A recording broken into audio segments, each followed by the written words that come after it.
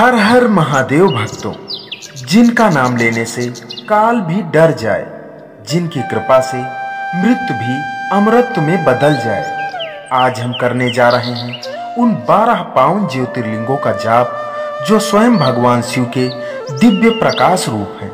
ये सिर्फ नाम नहीं, ये है शिव की चेतना के द्वार। सोमनाथ से लेकर घृष्णेश्वर तक हर नाम में बसी है महाकाल की अपार शक्ति। जिसने इस जाप को सुना उसका जीवन शिवमय हुआ, बाधाएं दूर हुई, दुर्भाग्य मिटा और चमत्कार उसके द्वार पर स्वयं खड़े हुए। तो चलिए जुड़ते हैं शिव की 12 ज्योतिर्लिंग शक्तियों से और आरंभ करते हैं आज का जाप। ओम सोमनाथाय नमः। ओम मल्लिकार्जुनाय नमः।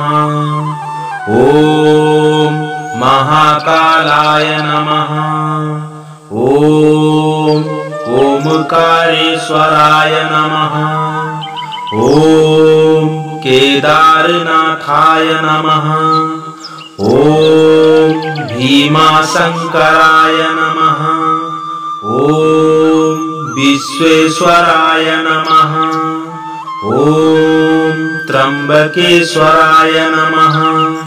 ओम वैद्यनाथाय नमः।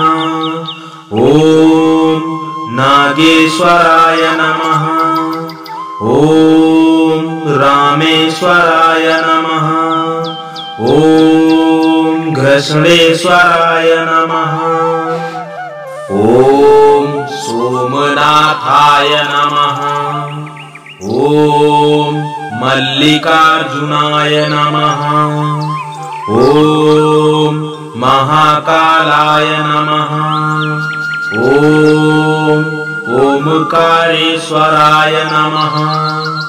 ओम केदारनाथाय नमः।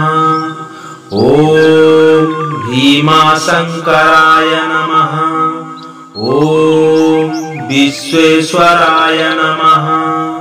ओम त्र्यंबकेश्वराय नमः। ओम वैद्यनाथाय नमः। ओम नागेश्वराय नमः। ओम रामेश्वराय नमः। ओम घृष्णेश्वराय नमः। ओम सोमनाथाय नमः। ओम मल्लिकार्जुनाय नमः। ओम महाकालाय नमः।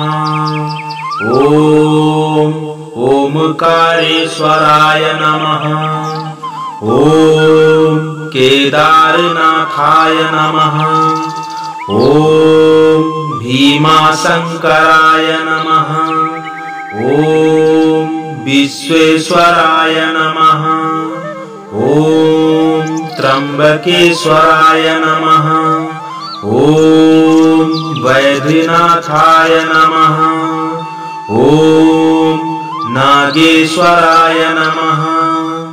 ओम रामेश्वराय नमः। ओम घृष्णेश्वराय नमः। ओम सोमनाथाय नमः। ओम मल्लिकार्जुनाय नमः। ओम महाकालाय नमः। ओम ओमकारेश्वराय नमः। ओम केदारनाथाय नमः। ओम भीमाशंकराय नमः। ओम विश्वेश्वराय नमः। ओम त्र्यंबकेश्वराय नमः। ओम वैद्यनाथाय नमः। ओम नागेश्वराय नमः। ओम रामेश्वराय नमः। ओम घृष्णेश्वराय नमः। ओम सोमनाथाय नमः। ओम मल्लिकार्जुनाय नमः। ॐ महाकालाय नमः। ॐ ओमकारेश्वराय नमः। ॐ केदारनाथाय नमः। ॐ भीमाशंकराय नमः। ॐ विश्वेश्वराय नमः। ॐ त्र्यंबकेश्वराय नमः। ॐ वैद्यनाथाय नमः। ॐ नागेश्वराय नमः। ॐ रामेश्वराय नमः। ॐ घृष्णेश्वराय नमः। ॐ सोमनाथाय नमः। ॐ मल्लिकार्जुनाय नमः। ॐ महाकालाय नमः। ॐ ओमकारेश्वराय नमः। ॐ केदारनाथाय नमः। ॐ भीमाशंकराय नमः। ॐ विश्वेश्वराय नमः। ॐ त्र्यंबकेश्वराय नमः। ॐ वैद्यनाथाय नमः। ॐ नागेश्वराय नमः। ॐ रामेश्वराय नमः। ॐ घृष्णेश्वराय नमः। ॐ सोमनाथाय नमः। ॐ मल्लिकार्जुनाय नमः। ॐ महाकालाय नमः। ॐ ओमकारेश्वराय नमः। ॐ केदारनाथाय नमः। ॐ भीमाशंकराय नमः।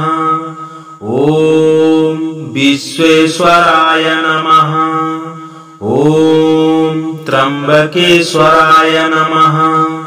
ॐ वैद्यनाथाय नमः। ॐ नागेश्वराय नमः। ॐ रामेश्वराय नमः। ॐ घृष्णेश्वराय नमः। ॐ सोमनाथाय नमः। ॐ मल्लिकार्जुनाय नमः। ॐ महाकालाय नमः। ॐ ओमकारेश्वराय नमः। ॐ केदारनाथाय नमः। ॐ भीमाशंकराय नमः।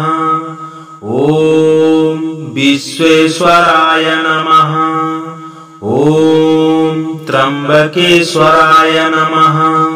ॐ वैद्यनाथाय नमः। ॐ नागेश्वराय नमः। ॐ रामेश्वराय नमः। ॐ घृष्णेश्वराय नमः। ॐ सोमनाथाय नमः। ॐ मल्लिकार्जुनाय नमः। ॐ महाकालाय नमः। ॐ ओमकारेश्वराय नमः। ॐ केदारनाथाय नमः। ॐ भीमाशंकराय नमः। ॐ विश्वेश्वराय नमः। ॐ त्र्यंबकेश्वराय नमः। ॐ वैद्यनाथाय नमः। ॐ नागेश्वराय नमः।